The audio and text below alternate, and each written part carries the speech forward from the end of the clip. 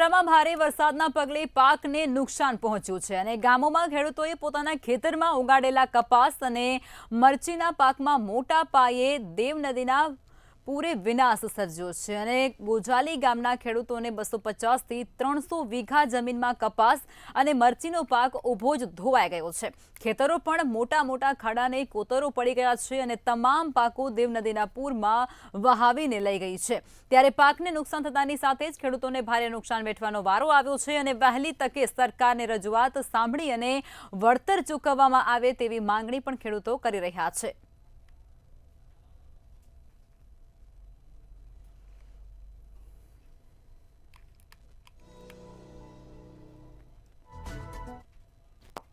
हाल पहुंच्યું છે ડભોઈ તાલુકાના ગોજાલી ગામે દેવ નદીના કિનારે જે આવેલા જમીન વિસ્તાર છે ત્યાં મોટા પાયે નુકસાન થયેલું છે। દેવ ડેમમાંથી 60,000 ક્યુસેક જેટલું પાણી છોડવામાં આવ્યું હતું। એના કારણે મરચી છે, કપાસ છે, તુવેર છે અને દિવેલા છે જેવા અન્ય પાકોને ભયંકર નુકસાન થયેલું છે। કે તેમને કેટલું નુકસાન થયું છે અને કયા કયા પાકોમાં નુકસાન થયું છે અંદાજે એ વાત કરશે આપણી સાથે।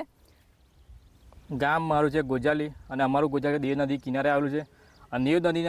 દેવ નદીમાંથી પુષ્કળ પ્રમાણમાં 60,000 ક્યુસેક કરતાં વધારે પાણી છોડવાને કારણે દેવ નદીના કાંઠાના વિસ્તારની જમીનોને ભરપૂર નુકસાન થયું, જેમાં મરચી છે, કપાસ છે, તુવેર છે, દિવેલા છે, ભયાનક નુકસાન, જેનું કોઈ વળતર ના વાળી શકે એટલું ભયાનક નુકસાન થયું છે। જેમાં સરકારશ્રીને અમે એટલી વિનંતી કરીએ કે આપ શ્રી સર્વે કરાવો અને જે એનો અમને વળતર ચૂકવો।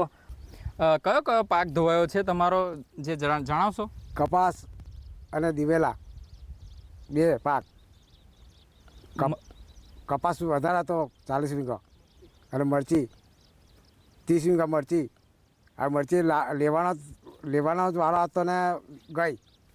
અહીંયાના ખેડૂતો સરકાર પાસેથી આશા રાખી રહ્યા છે કે એમને એમના પ્રમાણે એમને વળતર મળે અને એમના પાકના નુકસાનની જે ભરપાઈ કરી શકે એવી પરિસ્થિતિ હાલ સર્જાઈ રહી છે અને સરકારને ખેડૂતો અપીલ કરી રહ્યા છે કે અમારી આ જે નુકસાનની ભરપાઈ થાય તો એમને કંઈક સારું રહે, નહીં તો એમને મરવાના વખત આવી રહ્યા છે એમ જણાવી રહ્યા છે।